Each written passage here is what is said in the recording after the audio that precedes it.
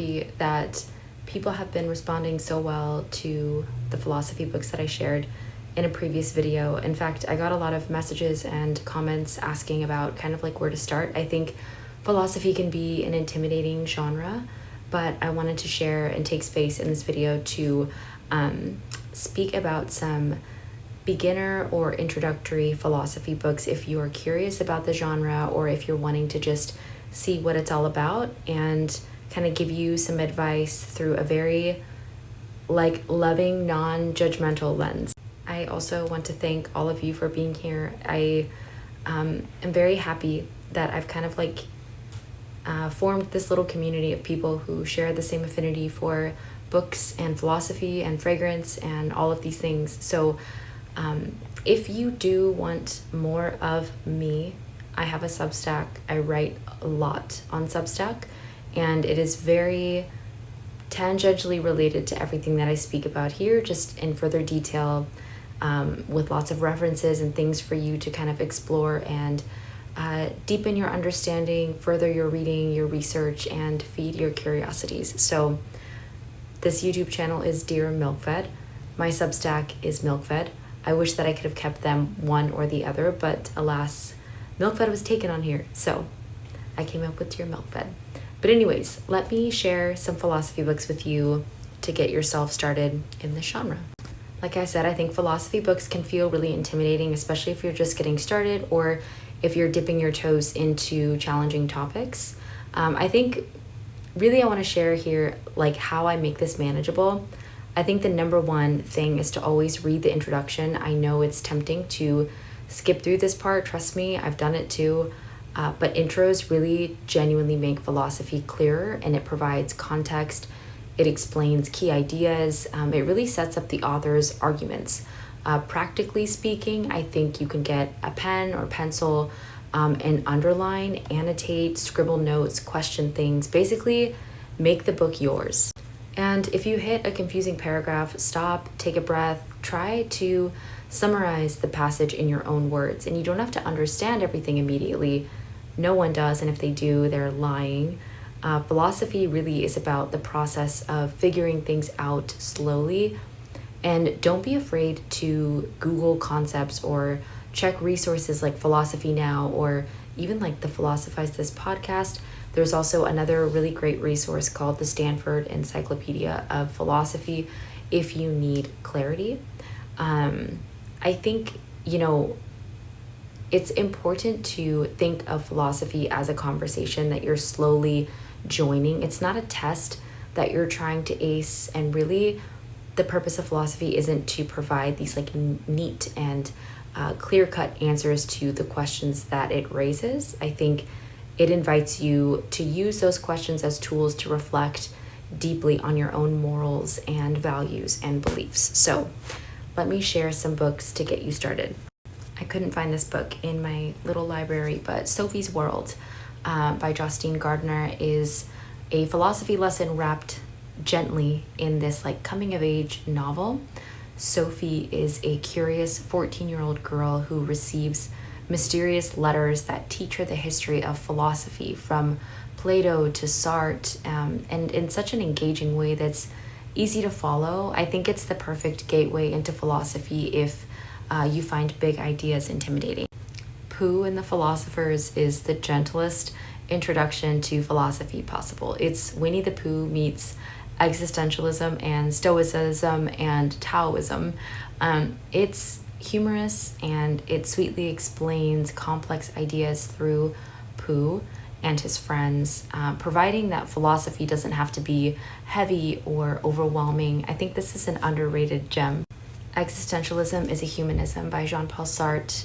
If you like existentialism but sometimes find it bleak, Sartre offers comfort by reframing existentialist thought as deeply empowering. It's short, it's accessible, and it's reassuringly human. It insists that existential freedom means that you always have a choice, even in the uncertainty.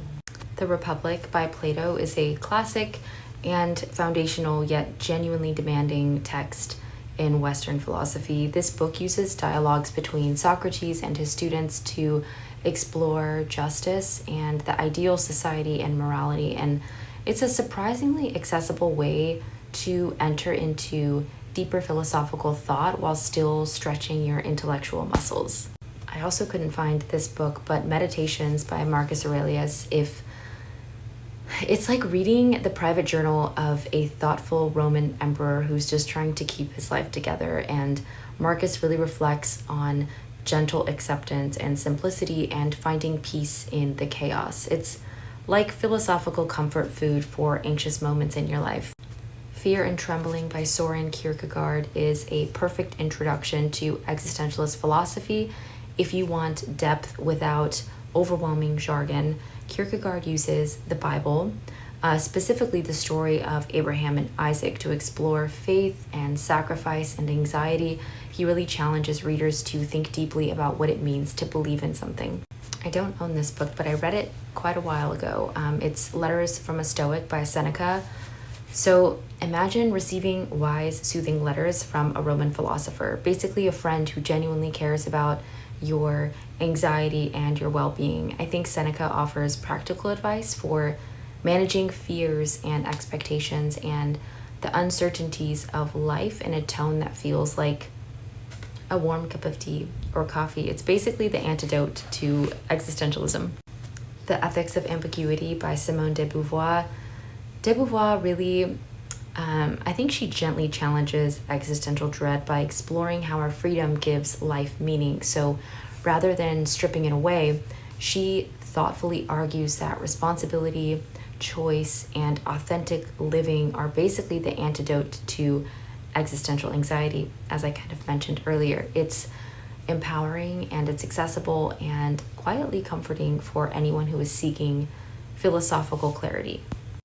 This is one of my favorite books of all time, The Little Prince. This is not traditional philosophy, but it is profoundly philosophical. It is a charming, quiet story about a prince from another planet who explores friendship and loneliness and love, and it makes you slow down to really rethink what is truly meaningful. I love this book. This is actually a vintage copy. I think it's from the 70s. You should read this. I highly recommend it. Discourses and Selected Writings by Epictetus. This is not the actual book, but I also recommend this one. Epictetus gently reminds you that life is often out of your control and that it's okay. Through short and conversational writings, he really shows how inner peace comes from calmly accepting limits and practicing patience and really prioritizing what truly matters in your life. I want to mention some resources that I think will also help you. The Philosophize This podcast, like I kind of briefly mentioned earlier, it's Stephen West, and he chats philosophy in a very friendly, down-to-earth way. He's insightful, entertaining, and it's very beginner-friendly. The Partially Examined Life podcast, this is also another great one. It's casual but intellectually rich, where a group of friends explore philosophy in depth, and I think they do a good job at balancing insight and humor without sounding super pretentious, but I do prefer Philosophize This. The Cosmic Skeptic, Alex O'Connor, he has a philosophy YouTube also, but it's basically philosophy explained in a very relaxed and approachable way by someone who feels like a sharp, thoughtful friend. I think Alex tackles challenging philosophical topics clearly and calmly, and I think it's perfect if you want accessible but substantial philosophical brain food without being intimidated. Like I mentioned earlier, the Stanford Encyclopedia of Philosophy is a go-to guide whenever you need accurate, accessible, and explanations for philosophical ideas without kind of like wading through jargon-heavy texts, which can be overwhelming. I also recommend Philosophy Now magazine, and this is very accessible. Again, it's thoughtful, and it's basically philosophy without like the ivory tower vibes. It covers big questions and modern ideas in clear language that makes it feel engaging and sometimes comforting, kind of like flipping through thoughtful essays rather than dense academic articles. The other publication that I really enjoy is Aeon. I think that's how it's pronounced. It's Aeon. And you can access this online as well. And they have a philosophy section that's really great. They also cover like science, psychology, things like that. But it's easy to navigate through, which I think is helpful, especially if you're already trying to navigate through like deep, rich, dense text. So yeah, I think that's everything. I hope that was helpful. I know that this, like I said, this genre can be really intimidating. I think because it's very male bro science dominated, and I'm enjoying speaking about it because I think more women need to come into this space. I think it's important. And I think that a lot can be gained from reading this type of literature. It is complex, but I think it can give you such a deep, profound understanding of yourself and the way that you view the world around you.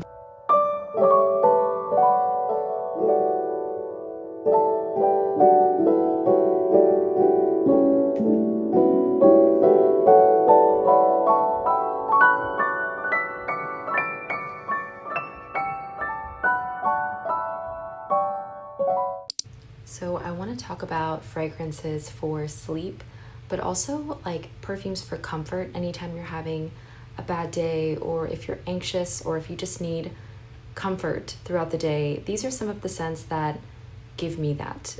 It kind of feels like a blanket or a warm hug, or just like a sense and feeling of peace and serenity. So let me tell you about each one. I'm pretty sure I've talked about this ad nauseum, but for good reason. This is Lull by Gabar. The notes in this are black tea, orange blossom, cherry, apple, rose, sandalwood, cashmere wood, and white musk. This is soft and comforting, like holding a warm cup of tea between both hands. The cherry and the orange blossom feel very tender and nostalgic, like almost like someone is like brushing your hair. I don't know if you liked that when you were a child, but I loved having my hair brushed. And it's like quietly whispering that you're safe. I guess that's the best way I can describe it. The sandalwood and the musk really settle into the skin like your favorite blanket. It's perfect for winding down. It's really a scent that wraps around you like a soft lullaby. The other Gabar scent that I love is Ground. And the notes in this are pink pepper, saffron, ginger, orris, fig, cedar, vetiver, sandalwood, musk. This is very earthy and grounding. It's like you're standing barefoot on damp soil, and the pink pepper and the ginger, it feels sparkly. And it really like gives way to the fig and the vetiver. It's quiet and velvety and rooted. It's comforting and steady, and it makes you feel grounded, like nature gently reminding you that things will be okay. So this is perfect for nights when your mind won't stop racing. It just feels like deep, steady breaths. There is an addictive quality to this scent that I love so much. It has this like je ne sais quoi that I just cannot put my finger on it, but I love it. Monstera by Shinu. The notes in this are monstera leaves, bitter white moss, florals, like white florals, cocoa, and vanilla. So imagine stepping into a lush greenhouse. It's green, it's slightly wild. There's like quiet hints of cocoa and vanilla drifting through. It's softly tropical, a little mysterious, like fresh rain on huge billowing leafy plants in a jungle in Brazil. That's how I think of it. This is the scent of solitude in nature. It's peaceful and it's humid and it's quiet.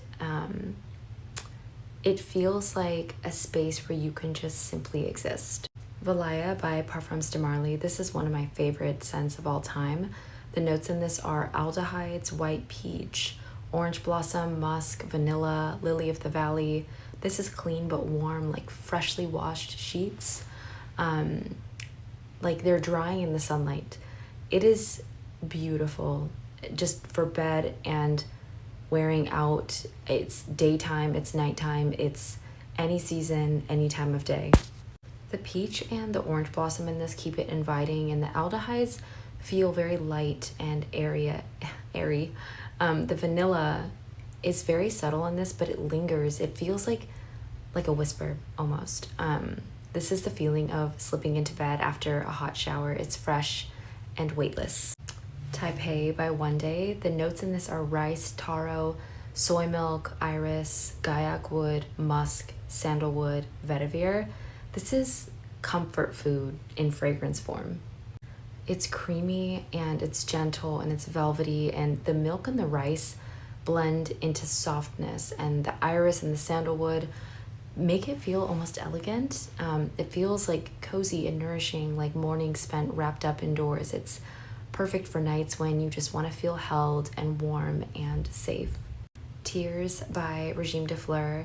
The notes in this are iris, lilac, rose, pink pepper, ambergris, and musk. This is melancholic, but quietly beautiful, like rainy afternoons, daydreaming during a rainy afternoon. I think the lilac and the iris are very soft but deep. The rose is very gentle, and the ambergris adds a warmth and this like poetic nostalgic that's hard to put my finger on, but this is slightly haunting, but it's also perfect for nights when you just want to feel embraced by the beauty of solitude. Molecule 01 by Eccentric Molecules, and I'm also gonna add Molecule plus Iris. The only note in Molecule is ISOE Super, and then with Iris, it's ISOE Super plus Oris. But this is a skin-like, subtle but addictive scent. It's your natural scent enhanced. It's woody and transparent and gently warm. It clings so softly to the skin, and it's minimalism in fragrance form and perfect for those nights where you want something that just feels like a second skin, something just effortlessly cozy.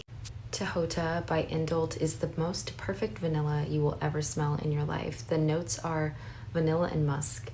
That's it.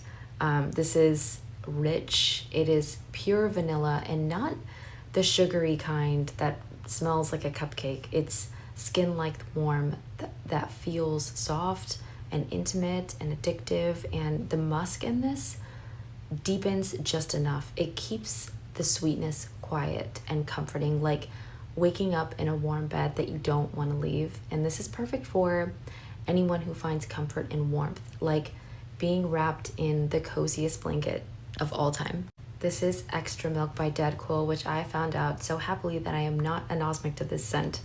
It's beautiful. The notes are white musk, amber, bergamot. This is clean yet cozy. It's familiar and fresh, like slipping into white cotton, like a white cotton t-shirt, your favorite white t-shirt. It's still warm from the dryer, so the musk is what adds this warmth and depth, and the amber adds a little bit of sweetness. The bergamot freshens the scent so gently, like softly around the edges. It's simple but irresistibly perfect. Dream by The Maker is beautiful. The notes in this are cocoa, magnolia, caramel, vanilla orchid, cinnamon, butter, sandalwood, vanilla, more vanilla, amber, and vetiver. This is warm and soft and quietly delicious, like cinnamon cocoa on a rainy afternoon. The caramel and the butter feel comforting but not overly sweet or overly heavy, and the magnolia in this adds a softness, and the sandalwood, I feel like it wraps everything together and makes this so gentle and cozy. It's cozy without tipping too sweet, and this is a fragrance like sinking into fresh sheets from the dryer, and this is great for anybody who craves nostalgia, anybody who loves warm, buttery cinnamon rolls in the morning that you made from scratch the night before, the center of a cinnamon bun specifically. The next one is White Rice by Dayanam. The notes are jasmine, rice, musk, tonka bean, and cedarwood. And this fragrance is the equivalent to a bowl of perfectly steamed rice. It is warm and comforting, and the jasmine adds this gentle floral note where the musk gives it like a skin-like feel. And if you're into like woody scents, I feel like the cedar grounds this. This is great for nights when you want something delicate but deeply soothing. This is Vanilla Haze by Fugazi, who so generously sent me a bottle of this. It is beautiful.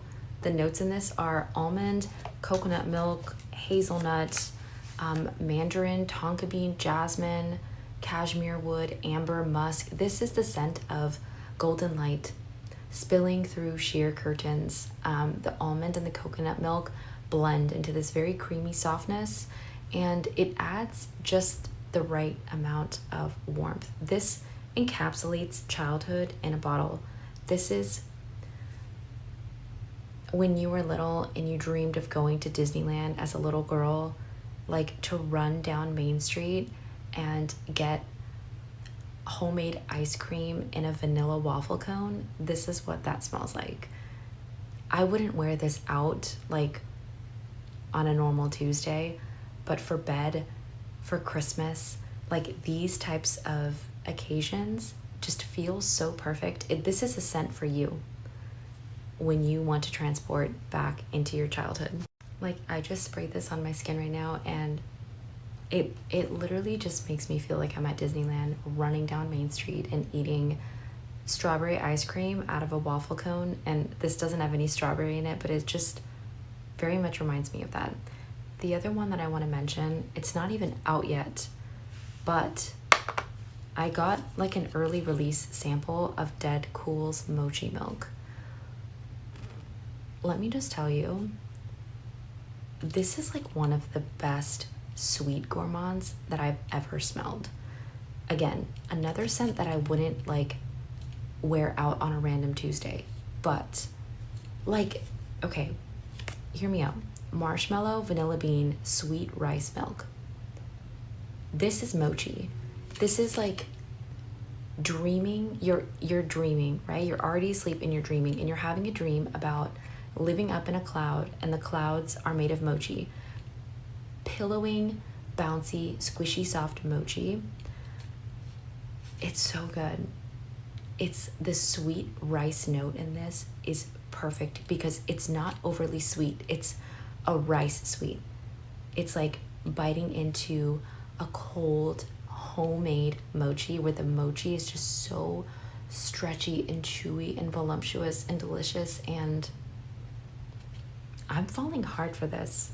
I'm falling so hard for this, and I need it now. Like for me, this is like full size bottle worthy. And you know what's funny is I'm not wearing this for anybody but myself. Nobody.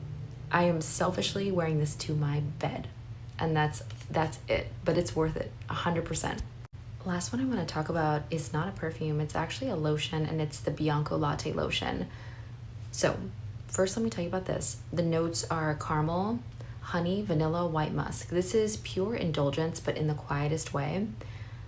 I personally, I want to give the perfume a second chance because I think I pretentiously avoided this because of the hype around Bianco Latte. But the lotion is so good, and it's making me want to give it another chance because I love the honey note in this. I love the vanilla note in this, and it's not overly cloyingly sweet. It's perfect. But the lotion, I highly recommend. The lotion is a cloud of vanilla. It's perfect. So I think I'm gonna like get a sample of the perfume and give it another shot. I feel like the caramel and the honey melt into each other in this. That's the best way I can describe it. Normally, like a caramel note or a honey is really sweet, but this is perfect. I'm certain you've seen this before now that we're kind of like merging into body care and lotion. I know you've seen this, but it is worth the hype, unfortunately. But fortunately for you, it's like $10 from Target. So this is Vanilla Cashmere. Best vanilla lotion, I think, on the market. And it's not super strong. I also really like the Caudalie lotion. This smells like almond. Like an almond that you would put on a small child. It's because it's not strong, it's so subtle and it's so soft, and it's like, it's balmy and soothing, like a lotion that your mom would put on you as a small child. That's the best way I can describe it, but it is very nourishing, and it is not too sticky and not too thick, which I really like. So I recommend this one. And I don't know if I want to recommend this, but I'm going to talk about it very briefly. This is a stronger vanilla lotion, so I hesitate to say that it's a bedtime scent because this is Thé Noir 29, but in lotion form. It is not too strong, but if you are not looking for a strong bedtime scent, then I don't recommend this. This is for somebody who wants something that smells a lot stronger. Yeah. So to recap, if you were to ask me like my top 3 for bed specifically, like for comfort, I really want to be able to smell something. So like a molecule type of scent where it's second skin, they're great. I love them. Like I said, this is my favorite fragrance of all time. But for the purpose of bed and comfort, I'm going with Vanilla Haze by Fugazi. I'm going with Lull by Gabar. And I'm also going with this banger, this Mochi Milk. I want this so bad. It's not even out yet. So yeah, if you have any fragrances that you like for bed, I'm curious to know. Or if you have any recommendations for me, also curious to know. And if there are any like specific moods, vibes, auras, whatever of fragrance that you want me to kind of curate, put a little list together and share on another video, let me know.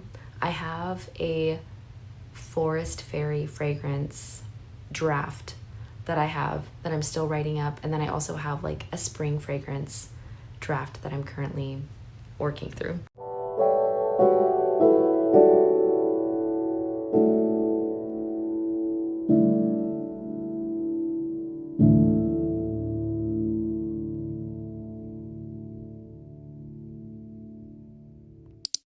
Gotten lots of requests to do a bookshelf tour, so I think I'm gonna do that today. And I'm not gonna like go into the weeds with this whole thing behind me, but I thought I would just give like a general overview of what I have over there, and then also show you what I have like on top, because I have lots of like very fun trinkets and sentimental things that I think are really cute. But first I want to talk about a few things that I got in the mail, like happy mail. Some of it I was sent and I feel very grateful. No obligation to share, but I'm just genuinely excited about some of these things. One of them being this blouse from Saison. They sent me this, and then they sent me this really, really pretty like quarter sleeve embroidery sweater with little flowers.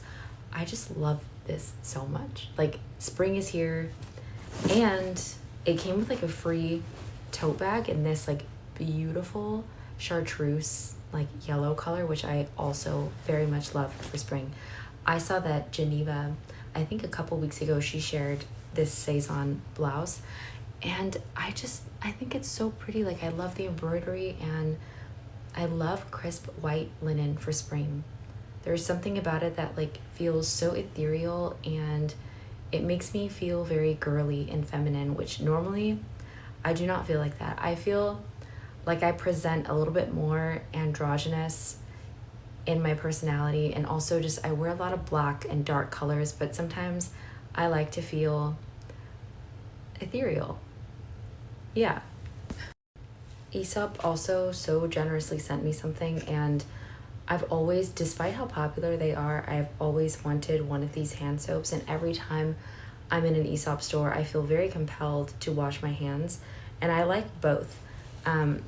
Both of the hand gels, like one of them is a little bit more citrusy and light, which I think is great for the kitchen, and the other one has these like beads that make your hands feel super clean after you wash them. So they sent me that. They sent me a hand cream, which I love their hand creams. I've talked about the other one that I have that's a brown color, and it has like mandarin and vanilla. That one's beautiful and light. And then they also sent me their brand new fragrance that just came out, which smells delicious. It has chamomile, and it also has cedar and magnolia leaf, but I feel like this is another like perfect perfume for spring. I think I also feel a little self-conscious wearing lighter colors just because I have such dark hair, dark eyebrows. I've actually never dyed my hair in my life. I've never dyed my eyebrows or anything like that. And I like very lightly fill in my brows because it's like dark, dark, dark. And then all of a sudden it's like stark white. So I've always felt a little bit like Like, I can't pull it off, if that makes sense. But I like it, so I guess who cares? I've also always felt a little bit self-conscious like wearing lighter colors just because I have dark hair, dark brows, pale skin. So like the contrast and the stark difference between a crisp white linen against dark, I don't know, features has always felt like I can't pull it off. And I've never dyed my hair. I've never dyed my brows. I've always had dark brunette hair, and I've never ever wanted anything different. I feel like it fits me, but I don't know. It's just really nice to change things up, and it feels really light and refreshing in a weird way. So I'm actually most excited to share about this brand with you. It's called Branch, and they're a small company. They sell olive oil, and I tried it like as a sample at a store called Pop-Up Grocer one time, and it was like some of the best olive oil that I've ever had, and I really enjoy cooking. I've kind of integrated it casually and kind of cheekily in some of my other videos because cooking and baking have always brought me so much comfort, and I feel like I'm kind of living vicariously through Ina Garden. I feel like that's kind of like the theme of this video. It's just very cozy and comforting, the story of my life as I read like the darkest literature imaginable, but that's besides the point. This brand was so kind to send me this, again, without any obligation to share it with you. I just genuinely love them, and I can't wait to cook with them. They're meant for different things. So this is meant for like pastas, summer tomatoes, salads, and sauteed veggies, things like that, bread. And this one you can pair with sweet stuff. So baked goods, crusty bread, burrata, dark chocolate, vanilla gelato with flaky sea salt, which is so good. I actually had that for the first time at this place called Landistry. They were serving vanilla gelato, olive oil, sea salt. Mind you, it was like 20 degrees outside, but I was eating ice cream outside with pizza. And it was one of the best combinations I've ever had in my life because I love vanilla ice cream. Call it basic, it's delicious, especially if it's done right and only if it's done right. But with the olive oil and the sea salt, it was so good. I've also had vanilla gelato with balsamic, which is another incredible combination. And the last one, Fugazi, so generously sent me a bottle of Vanilla Haze, aka my favorite childhood nostalgia bedtime scent. So I'm very excited about this because I love this perfume and I wear it every other night. I kind of alternate between Gabar's Lull and Vanilla Haze. So I feel like all of my comfort bedtime routines are complete. Okay, welcome to my little bookshelf tour. So this is something that I made, this little poster in the back I made at an art cafe in New York called Happy Medium. I have 2 stacks of some of like my favorite philosophy books up here. This hand cream from Bully, 1803. And then I love this book, Perfume. I'm gonna review it in I think a video upcoming because I love this book and I haven't talked about it enough. That's another 13. This is a little trinket box and there's nothing inside there. And then I have this hand cream, which is absolutely delicious. I highly recommend, especially for spring, by Frederic Malle. It's Iris, it's beautiful. And then I have some like vintage holy cards. This is the lotion from the box back there. And then I have this like vintage pendant. And I think Saint Teresa of Avila is on there, one of the saints. This is a vintage. My video actually cut out mid-film.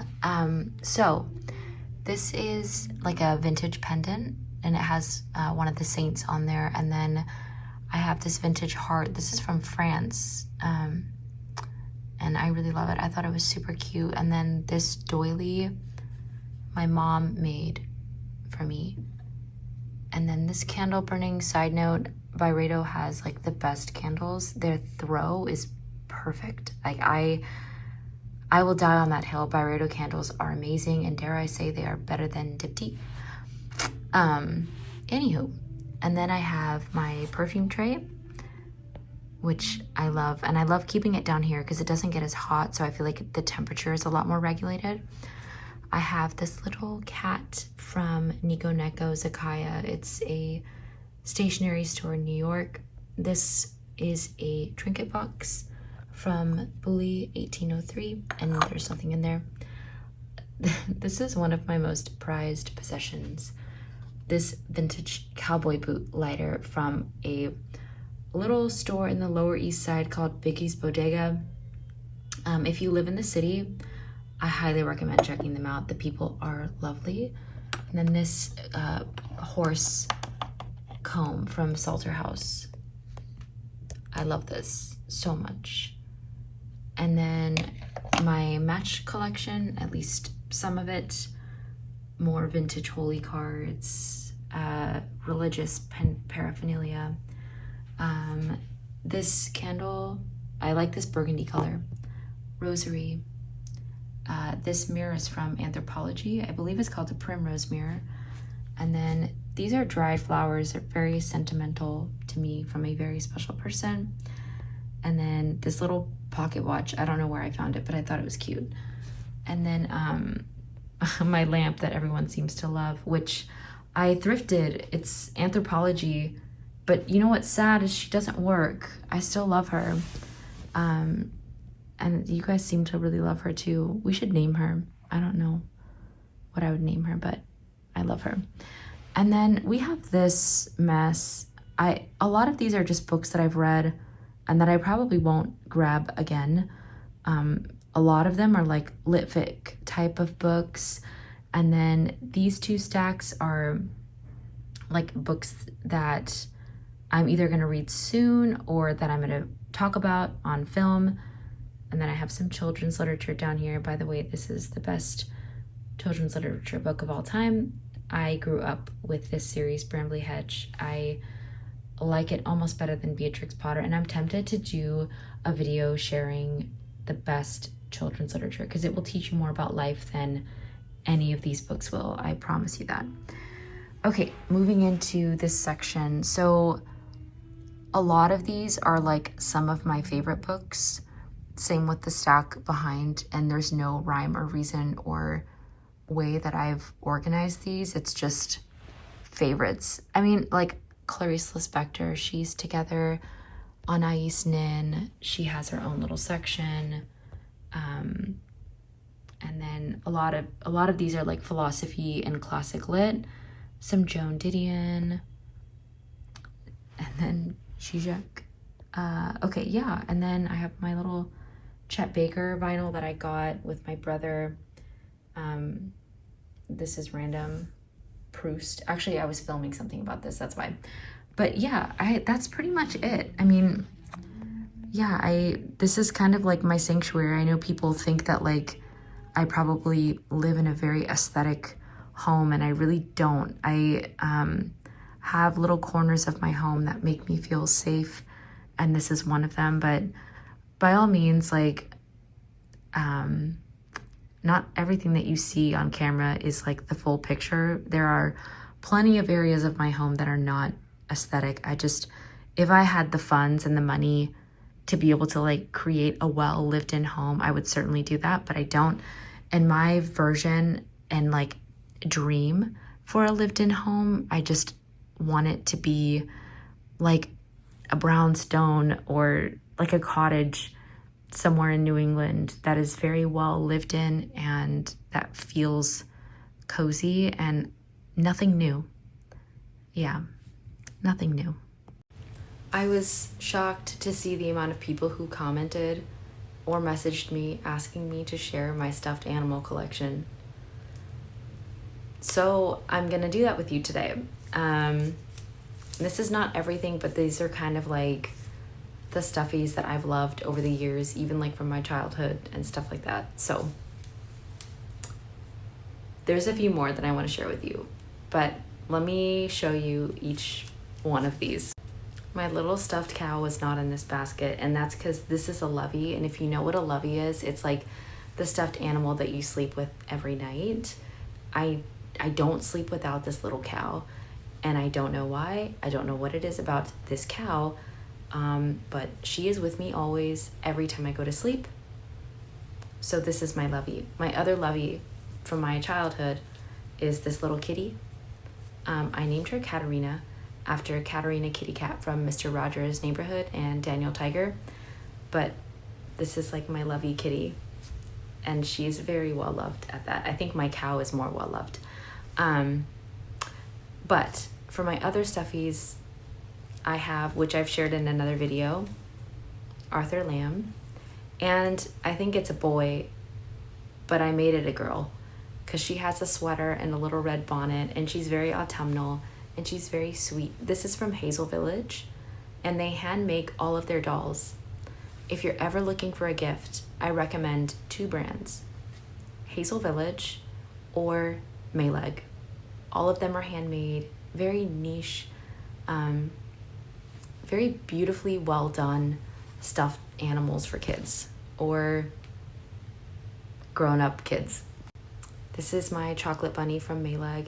I have never fallen so hard for a stuffed animal in my adult years apart from this one. Brown is my favorite color. If you haven't noticed already, every heart that I do is brown. I love brown. I love chocolate espresso brown. She is so soft. You can probably tell how soft, like plush. But yeah, this is the Nougat chocolate bunny from Mayleg, and she's beautiful. And recently, I love cats, and they came out with like the same color sleeping kitten. So like they're kind of buddies. But this is who I fell in love with first, and then I saw like she's supposed to be like falling asleep, like a little sleepy kitty.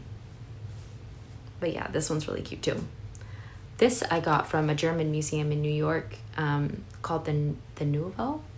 I can never pronounce it, but it's where Cafe Sabarsky is. So it's on the Upper East Side. And I saw this little lamb in the gift shop, and I thought it was really cute. This is, I think the brand is pronounced Steiff, but it's a very like vintage brand. They've been around for a long time, and you notice like the yellow tag on the ear. She still has a tag on. But I thought she was very cute. I love lambs. And then I have another cow, but this is a brown cow, and I don't sleep with her. Like, these are the same. This is how loved this one is compared to her. But I'm kind of scared to get her dirty because like I love her color. And I don't want to ruin her. She's so cute. I also have my little deer. This is the same brand, Steiff. And I think this is from, I don't know, it was kind of old because I bought it, even though it looks like brand new. I can't remember where I got this, but I tied a little ribbon on her, and I just think that she's beautiful.